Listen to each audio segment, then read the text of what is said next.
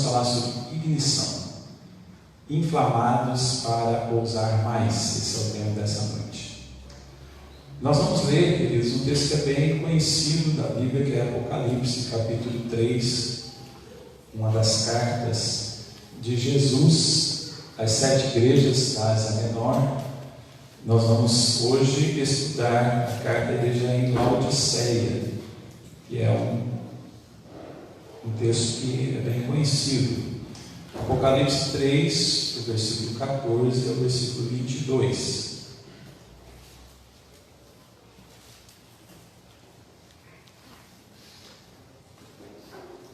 Apocalipse, capítulo 3, versículos 14 a 22. Carta à igreja de Laodiceia.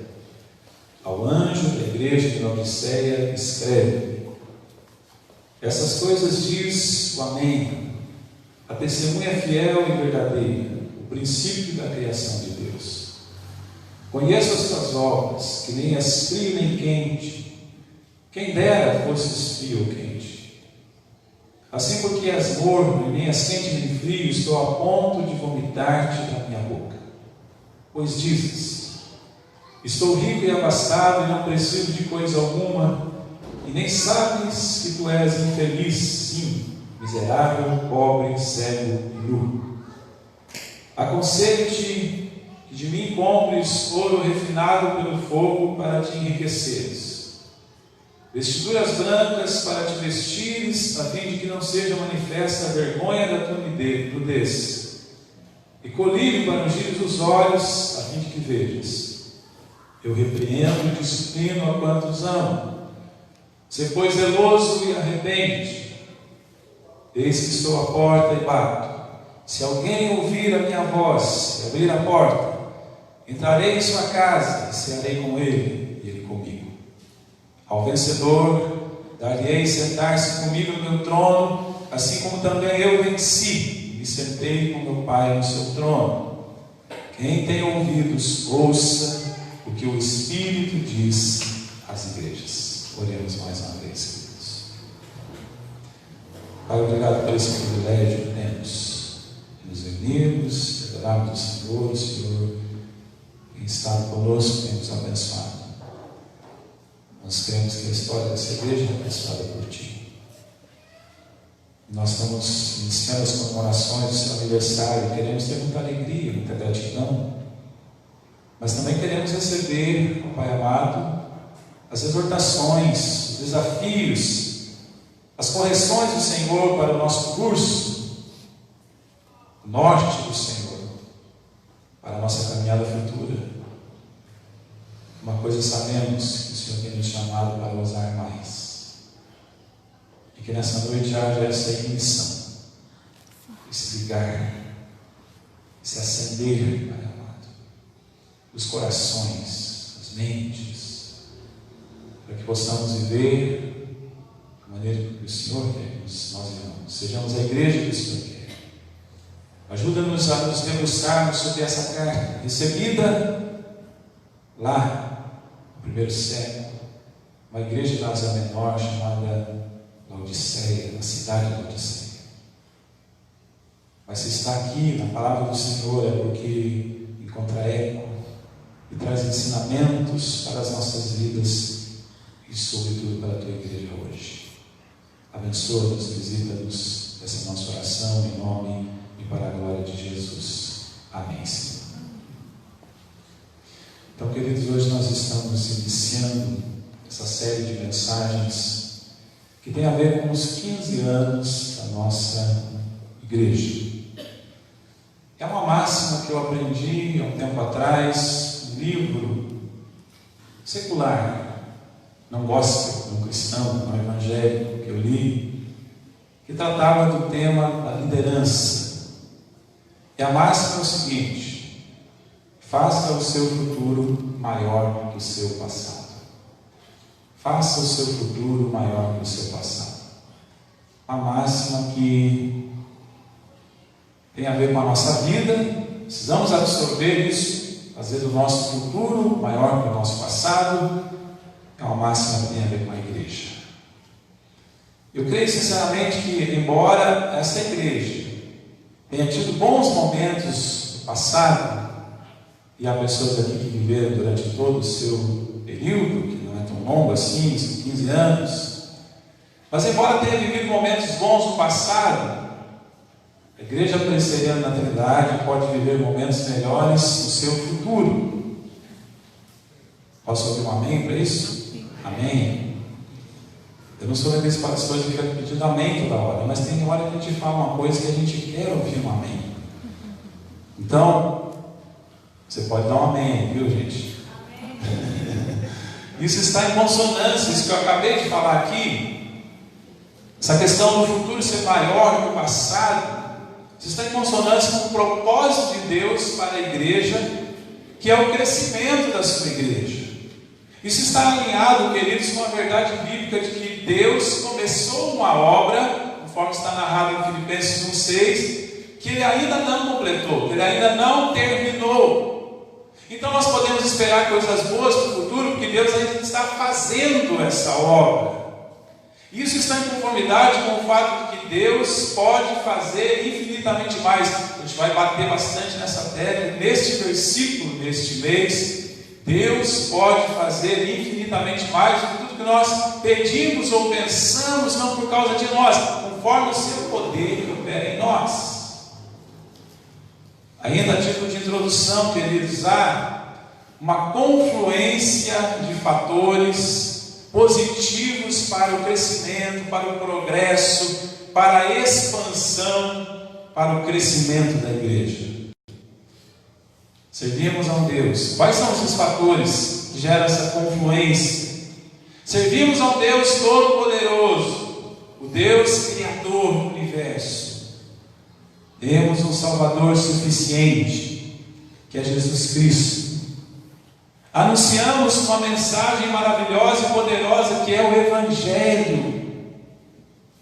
Somos capacitados sobrenaturalmente pelo Espírito Santo de Deus, que é o Deus que vive em nós. São ou não são fatores que são decisivos, determinantes para o crescimento da igreja? O Deus a quem servimos, queridos, o Salvador que nós temos, o Evangelho que nós proclamamos, a mensagem que nós proclamamos e o Espírito Santo que nos capacita. É bem verdade que há também, não podemos desconsiderar, fechar os olhos, ignorar isso, há barreiras substanciais. O inimigo que quer nos derrotar, isso é fato. Filosofias que querem nos dominar. Ideologias cada vez maiores, mais fortes, que querem nos engolir. Códigos culturais que não conseguimos desvendar. Cada cidade tem um código, cada região. Ser igreja aqui é diferente, é um desafio diferente de ser igreja em outro lugar, queridos.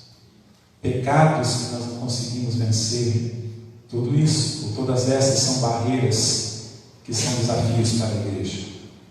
Tudo isso representa perigo, ameaça e desafio para a igreja de Jesus.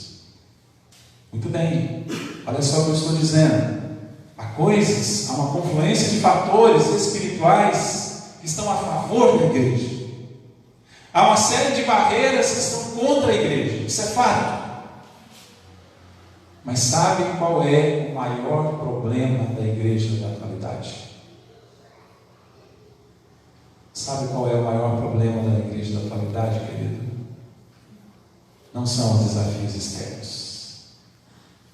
O maior problema da igreja da atualidade é ela mesma. É o coração dos crentes. É a apatia da própria igreja. É a inércia dos próprios crentes. É o comodismo dos cristãos. É a falta de entusiasmo do povo de Deus. Eu não estou falando de um contexto específico, tá? Não acho que eu estou bravo, eu estou falando assim, a nossa igreja está horrível. Não, estou falando de um contexto geral, querido. A igreja, em sentido geral, é assim. É uma realidade generalizada. E para a igreja ser a igreja, que Deus de fato nos chamou para ser, ela precisa acordar. Ela precisa dessa ignição. Para a igreja ser o que Deus criou para ser, ela precisa ousar mais. Por isso nós vamos falar sobre isso nesse mês. Para a igreja ser de fato o que Deus a criou para ser, é preciso que os crentes recuperem a sua paixão espiritual.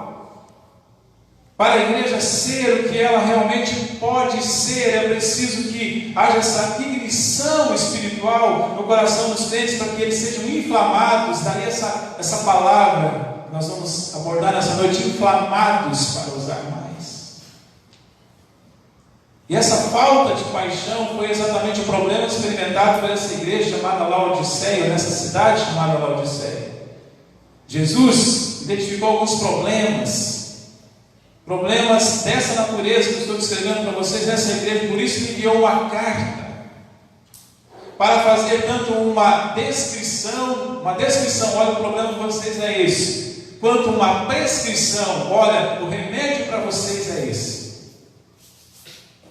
Aquela igreja, uma renovação espiritual era necessária, assim como na igreja da atualidade, a igreja em geral, seja no Brasil, seja na Europa, seja na América do Norte, onde for, essa renovação, essa ignição espiritual é necessária. Então, quando nós olhamos para esse texto, nós vemos uma igreja que não estava fazendo diferença, não estava cumprindo o seu papel, não estava exercendo o seu ministério. A igreja de Laodiceia havia perdido a sua paixão espiritual. A igreja estava no que nós chamamos hoje em dia de stand-by, estava desligada. E por isso a ignição era necessária. E para que a ignição espiritual aconteça, queridos, é preciso, são necessárias algumas coisas sobre as quais eu quero ministrar nessa noite. São 3, você já sabe. Primeira coisa que nós precisamos fazer para que essa ignição aconteça é vencer a estagnação espiritual. Você vai ter que guardar hoje, não deu tempo de fazer a apresentação. Vencer a estagnação espiritual. Laodiceia é uma igreja marcada pelo comodismo, uma igreja morta, sem vida, ponto morto, com freio de mão puxado. Uma igreja que havia perdido o ímpeto espiritual, uma igreja que havia perdido o seu movimento missional, uma igreja com o coração petrificado, uma igreja morna, tais quais eram as águas da cidade. Há muita compreensão que nós precisamos ter aqui, queridos, sobre a geografia, sobre o local onde estava posicionado aquela cidade, como era. Então, os estudiosos dizem, eu nunca fui lá, então pesquisei isso, mas os estudiosos dizem que a água que abastecia a cidade de Laodiceia vinha de 2 cidades diferentes, das nascentes quentes de Hierápolis e das nascentes frias de Colossos. Água quente de um lado, água fria de outro, água quente de Hierápolis, água fria de Colossos. A junção dessas 2 águas tornavam-na mornas, impróprias para o consumo. Uma água bonita, vistosa, que quem olhava achava linda, atraente. Às vezes os turistas, os viajantes chegavam e iam com vontade de saciar a sua sede. Quando lá chegavam, eram águas mornas, e por isso eles tinham vontade de vomitar. Meus irmãos, água fria refresca, refrigera, traz vida ao que está sedento. E como é boa uma água fria ou gelada quando há muito calor e a gente está com sede. A água quente também é boa, esquenta, contagia. Um banho quente é maravilhoso e é útil para produzir, mas a água morna causa repugnância. E aqui entra então, queridos, essa simbologia, essa metáfora usada, que Deus não quer crentes mornos. Os cristãos da atualidade não podem ser mornos. A igreja presbiteriana na Trindade não pode ser morna. A geração que Deus tem levantado, querido, para estar aqui nesse tempo, não pode ser marcada pela mornidão. Eu digo para você que Ele não interessa, ou não importa, vou usar uma palavra mais amena do que interessa, não importa se você está aqui temporariamente ou permanentemente. Eu vou dar uma palavra para você. Se Deus te colocou aqui, nessa cidade, nessa igreja, nesse tempo, é porque Ele quer te usar aqui. Então use seus dons, seus talentos, seja abençoador. É claro que nós queremos que você não vá embora nunca, mas se Deus te chamar para outro lugar, para onde você for, você também vai ser usado por Deus. Mas o que eu quero dizer é que a geração que Deus tem levantado para esse tempo, para viver os 15 anos nessa igreja, é chamada para fazer diferença, para abençoar essa igreja, para abençoar esse lugar. Mas nós estamos falando de mornidão, então eu quero perguntar e responder o que é ser morno. Algumas coisas que a gente pode apontar, queridos. O que é ser morno? Vou dizer algumas coisas. Ser morno é ser regido pela negligência. Isso é ser morno. Ser regido pela negligência. O crente morno é caracterizado pela negligência. Negligência para com o relacionamento com Deus. Ele já não ora, não lê a Bíblia. Ele abre mão da comunhão na igreja, comunhão com os irmãos. Ele negligencia o dia do Senhor. Quero ser bem prático aqui, queridos. Negligenciar o dia do Senhor, o domingo, que deve ser consagrado ao Senhor. Às vezes a gente ouve coisas assim que são muito antibíblicas e muito estranhas. Como, por exemplo, uma certa vez eu ouvi alguém dizer, não foi aqui, viu, gente? Não precisa ficar com medo. Eu trabalho todos os dias, eu me mato de trabalhar, então domingo é o meu dia. Tem alguma coisa mais antibíblica do isso do que dizer domingo é o meu dia? Que eu consagro todos os dias para mim, para eu trabalhar, e domingo é o meu dia. Dia de eu dormir, de eu descansar, de eu assistir o Faustão, de assistir o Palmeiras, que estava valendo a pena, coisa desse tipo.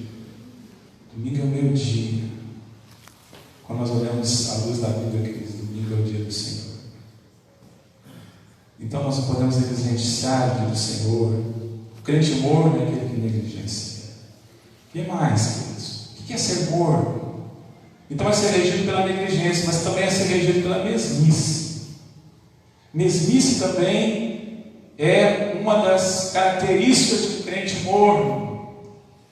A mesmice do desinteresse, está sempre desinteressado, da falta de participação, a mesmice das respostas prontas, a mesmice do cristianismo controlado, superficial, previsível, sempre do meu jeito, a mesmice de viver a vida cristã sempre do meu jeito.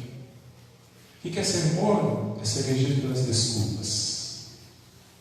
A desculpa de que não tem tempo, essa é uma desculpa que nós cristãos nos sentimos confortáveis e que o diabo bate a palma, porque ele que plantou essa mentira, a desculpa de que não temos tempo.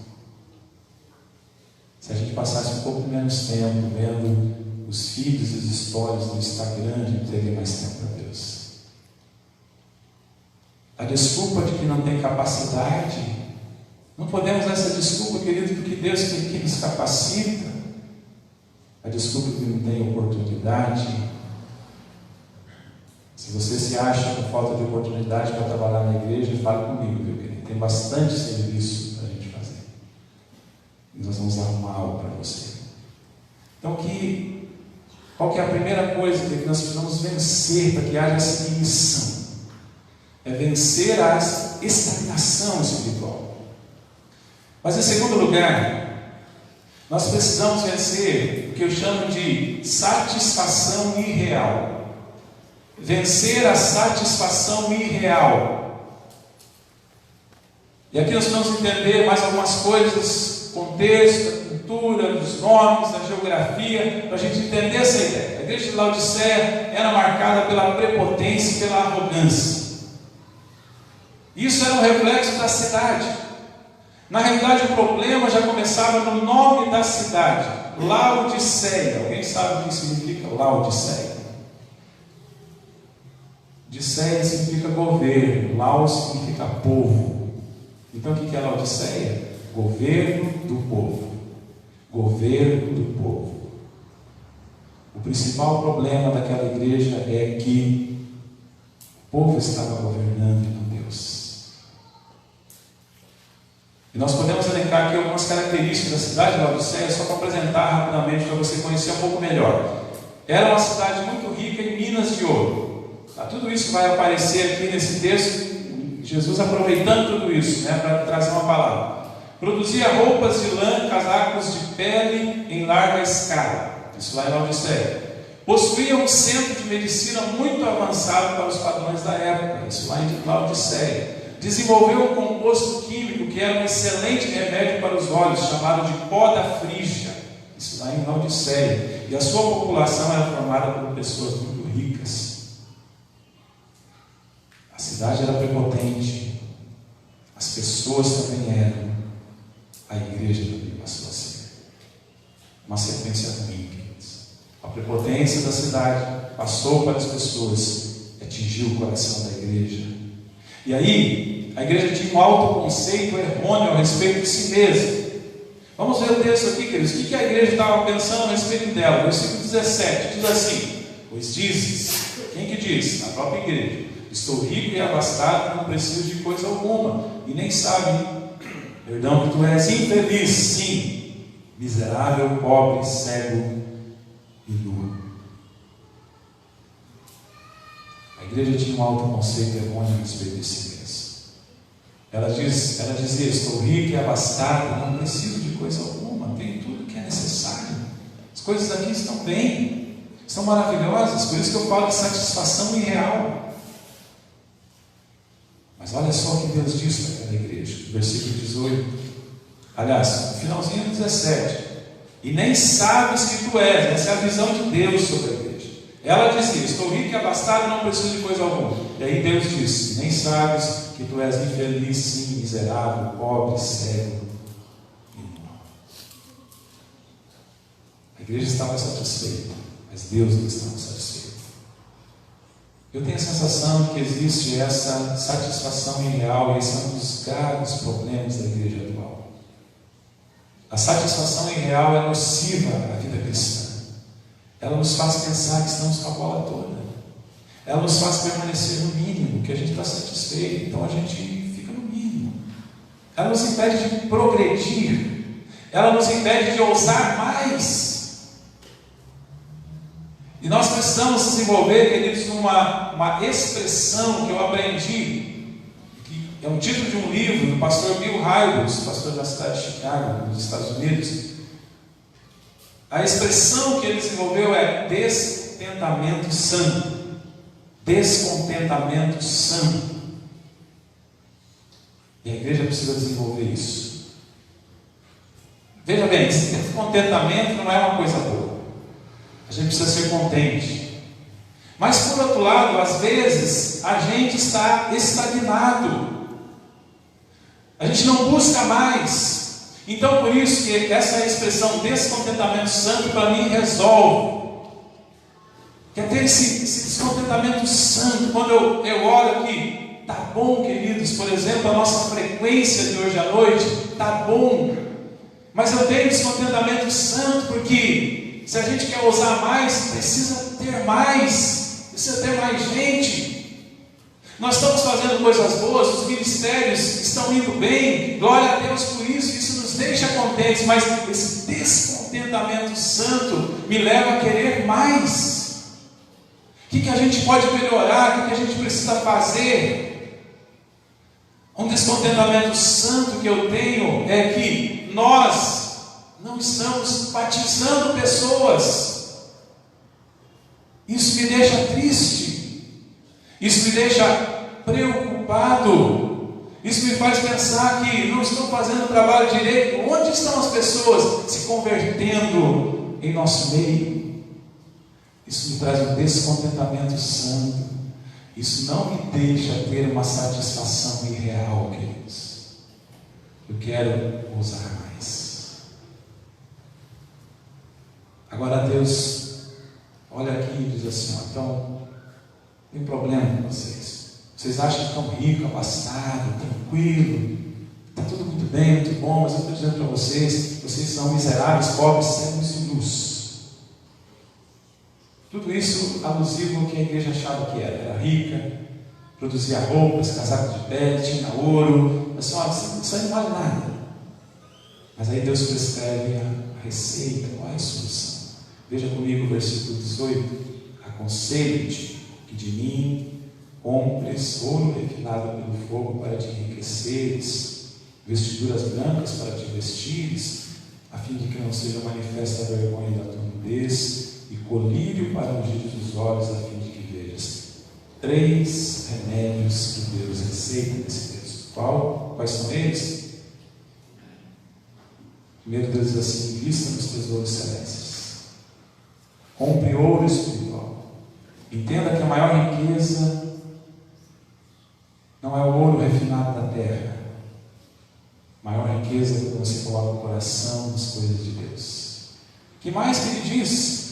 Caminho em santidade. Ele diz: eu aconselho que vocês comprem vestiduras brancas para se vestirem, a fim de que não seja manifesta a vergonha da tua nudez. Ou seja, o que Deus está dizendo: olha, comprem vestiduras brancas, tenham uma vida pura, não se contaminem com o mundanismo, e a ignição acontecerá, queridos, quando a igreja for igreja pura e santa.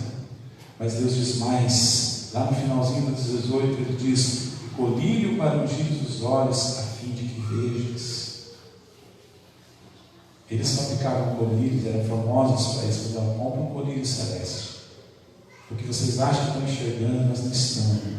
A visão espiritual de vocês está muito pequena. Comprem um colírio, coloquem isso no olho, captem a visão espiritual, ousem mais, enxerguem mais além, vençam a satisfação irreal. É isso que nós aprendemos aqui nesse texto. E a última coisa, queridos. Então, primeiro, para a gente ter essa ignição, é preciso vencer a apatia espiritual, vencer a satisfação irreal, mas também vencer, em último lugar, a relação parcial. Vencer a relação parcial. Aí eu quero ir para o versículo 20, que é o mais conhecido desse texto. Diz: eis que estou à porta e bato. Se alguém ouvir a minha voz e abrir a porta, entrarei em sua casa e cearei com ele e ele comigo. Então nós estamos agora falando sobre relações parciais. As relações da humanidade atualmente são parciais, não são integrais. Nós nos relacionamos parcialmente com um monte de coisa, mas integralmente com quase nada. Laodiceia foi a igreja que lançou a moda da relação parcial com Jesus. A igreja faz jus ao seu nome, ao nome da cidade, Laodiceia, governo do povo. A entrega era parcial a Jesus, sabe por quê? Queridos, que eu digo isso? Porque Jesus não governava aquela igreja de forma absoluta. Aliás, o que me intriga nesse texto, uma coisa complicada até de entender teologicamente, mas quero me desviar disso e abordar apenas os aspectos práticos. Uma coisa que me intriga nessa igreja é que, eu pergunto para vocês, em que lugar dessa igreja Jesus estava? Hein, querido? Do lado de dentro ou do lado de fora? Do lado de fora. Porque diz assim: eis que estou à porta e bato.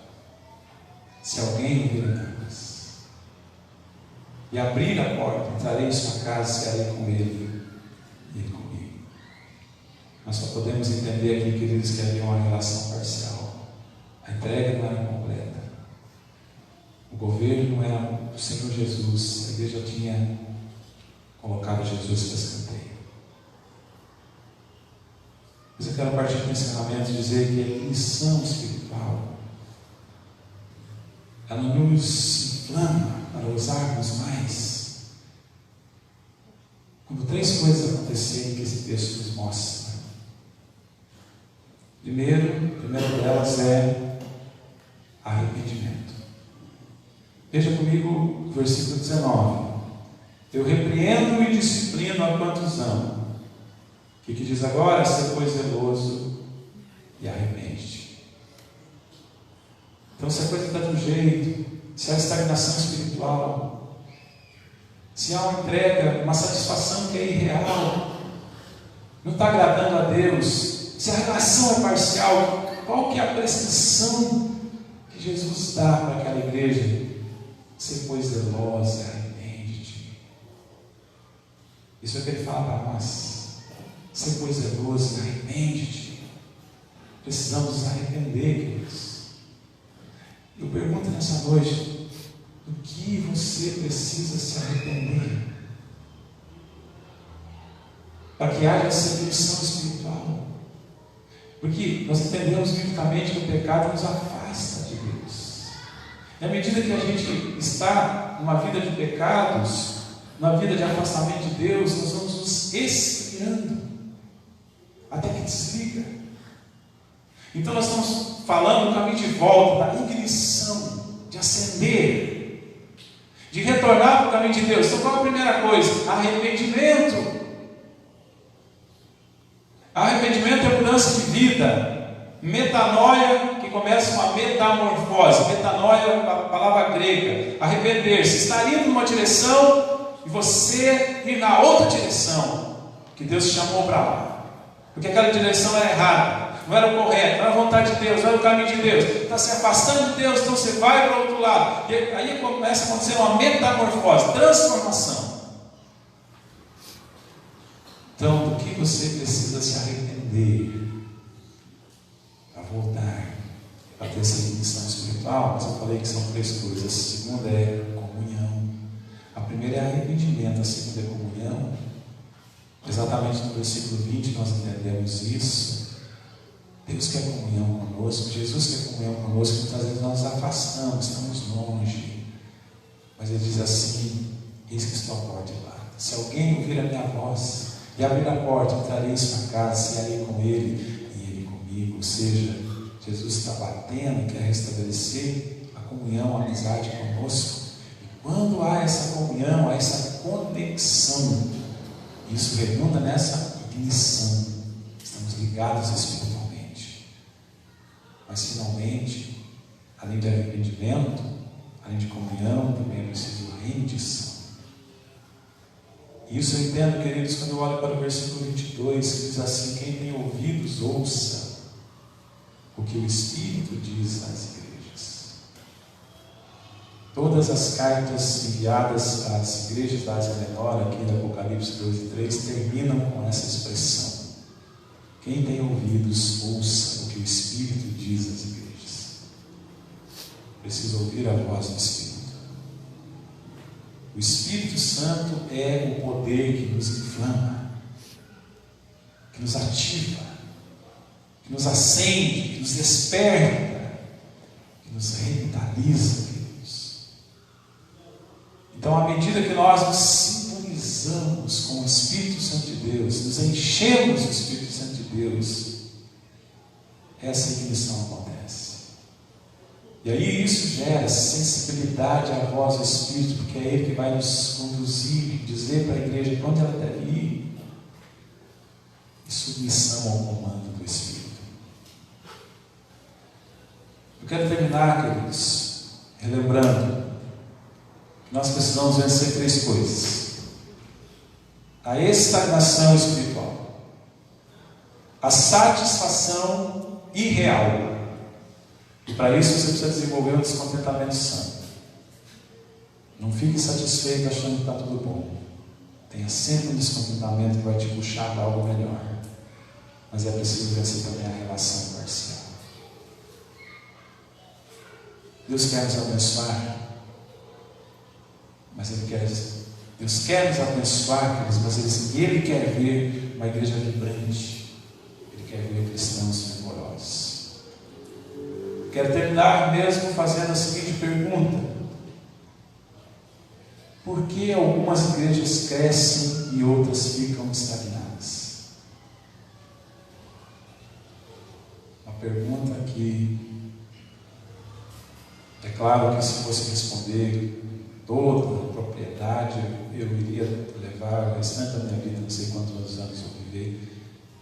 Ninguém respondeu essa pergunta ainda satisfatoriamente, mas eu quero ousar fazer essa pergunta: por que algumas igrejas crescem e outras ficam estagnadas? Deus é o mesmo em todos os lugares, em todas as épocas. Cremos nisso? Deus é o mesmo em todos os lugares, em todas as épocas. Por exemplo, essa semana, queridos, eu fiquei sabendo que existe uma igreja na Hungria com mais de 60 mil membros. A Hungria, tempo atrás, era cortina de ferro, comunista, era proibido pregar o evangelho, muitos mártires cristãos naquele país. A Hungria está passando por um avivamento. Deus é o mesmo em todos os lugares e épocas. Há uma série de variantes a serem levadas em consideração. Eu estou tentando responder a pergunta: por que algumas igrejas crescem e outras ficam estagnadas? Então eu disse que Deus é o mesmo em todos os lugares e épocas. Então o problema não é Deus. Há uma série de variantes a serem levadas em consideração, sem dúvidas. Não podemos desconsiderar isso. Desafios culturais, por exemplo. Mas há um fator fundamental que faz toda a diferença. Quais são eles? Não esqueça disso. Pastores entusiasmados, líderes entusiasmados, membros entusiasmados. Quando essas três coisas estão presentes, isso inflama a igreja, isso gera ignição na igreja. Se isso não está no púlpito, não vai estar nas pessoas. Então eu tenho a mais absoluta consciência de que tem que começar no púlpito, tem que começar por mim. Pastores entusiasmados, líderes entusiasmados, crentes entusiasmados. Quando essas três coisas estão presentes, não há barreira cultural que segure, e Deus é o mesmo, hoje e sempre. Então, a única questão que nós temos que responder é: será que Deus vai encontrar esse tipo de pessoas aqui? E se Deus encontrar esse tipo de pessoas aqui, então nós podemos voltar ao início e não ter dúvida nenhuma de que o nosso futuro será maior que o nosso passado.